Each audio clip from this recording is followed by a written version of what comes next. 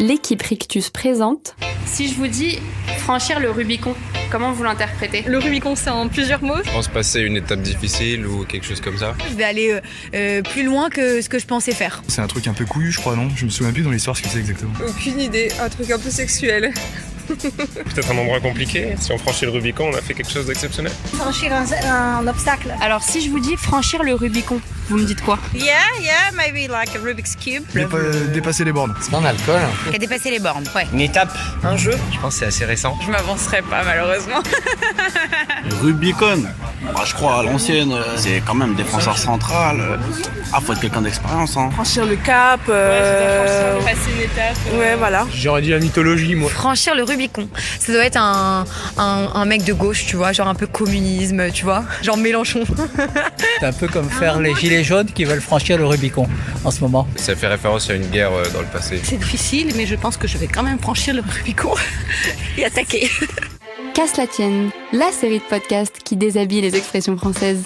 Épisode 2. Franchir le Rubicon. Mais au fait, elle veut dire quoi cette expression ? Nous allons tenter de la tordre, de la retourner, de l'embrasser, de l'épouser dans tous les sens. Vous faire rire, pleurer, rêver. C'est là que commence le voyage. Solal, t'as rêvé de quoi hier ? Bah, je vais te raconter. Le rêve de Solal, c'est mon rêve. Bah, en fait, j'ai fait un rêve étrange. J'ai rêvé d'un enfant de 6 ans qui avait un corps de diamant, une tête de con. Il s'est présenté, il m'a dit « Enchanté, je m'appelle Rubicon ». Là, j'ai dit « Ah, en voilà un qui porte bien son nom ». Et Rubicon, il avait un problème, c'est qu'il avait du mal à assumer ses choix. On était dans un toboggan, et il y a une fillette de 8 ans derrière lui qui lui plaisait. Et le problème, c'est que dans le toboggan, la fille, elle était derrière lui. Donc il pouvait pas lui parler vu que le principe du toboggan, c'est de descendre. Et là, Rubicon, il me disait « Ah, ce serait cool d'inventer un toboggan, mais à l'envers ». Là, je lui ai dit « Excuse-moi, Rubicon, mais t'es con. Une fente dans laquelle glissent des trucs à l'intérieur dont le but est d'aller le plus haut possible, c'est pas un toboggan. Ça s'appelle un ascenseur. » Et là, on descendait, et là, Rubicon est mort. Je me suis dit, merde, va falloir franchir le Rubicon si je veux sortir du toboggan. Surtout qu'il est en train de créer un bouchon. Et là, la fille de 8 ans derrière lui, elle a vu que son corps c'était un diamant. Du coup, elle a essayé d'enlever la tête pour récupérer le corps. Donc moi, ça m'a énervé. Et moi, je suis l'opposé de Rubicon. Quand quelque chose ne me plaît pas, je le dis. Là, j'ai pris mon courage à deux mains, et je lui ai dit, tête d'hémorroïde, franchement, tu devrais prendre un daflon. Donc là, il y a eu un gros malaise, et elle s'est jetée dans un bûcher. Mes parents sont venus me chercher dans la voiture de Oui-Oui, et j'ai demandé à mes parents si la tête de Rubicon pouvait dormir à la maison. Mes parents sont très chaleureux, donc ils m'ont spontanément dit « Oui, bien sûr, tu le mettras dans le jardin. » Donc à toutes les personnes qui ont du mal à prendre des décisions, ne faites jamais de toboggan. Dis-moi, tonton Bernie, qu'est-ce que ça veut dire exactement franchir le Rubicon ?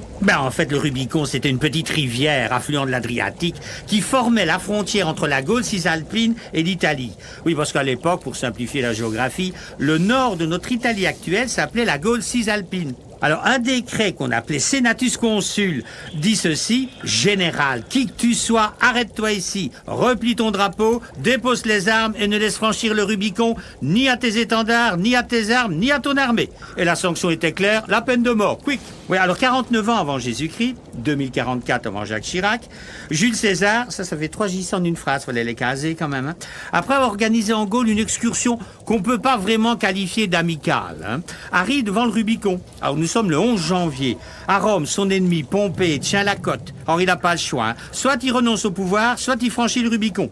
Mais dans ce cas-là, c'est la victoire ou la peine de mort. Alors Juju hésite. Selon Plutarque, la veille, il a rêvé qu'il commettait un inceste avec sa maman. Alors normalement, il aurait dû consulter un psy. Mais enfin, comme il n'y en avait pas, il a franchi le Rubicon. Et il a lâché ces mots: Aléa Jactaès, le sort en est jeté. Ce sera la victoire ou la mort. Bon, finalement, le destin a coupé la poire en deux. Alors, César, il a vaincu Pompée, mais en fait, il a quand même été tué en plein Sénat 5 ans plus tard. Alors, depuis, franchir le Rubicon, c'est une manière de prouver sa culture en disant autrement « Qui te double ?» Ok. Merci, tonton Bernie, c'est super. Maintenant, on passe au slam de Ruben.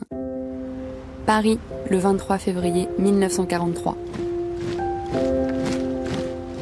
Maman, je n'ai encore rien écrit que tu sais déjà tout. Ou tu ne sais encore rien que j'ai tout à écrire. Le Où est tragique. Les grands héros des tragédies grecques te le diront bien mieux que moi. Car eux n'existent que dans le Où.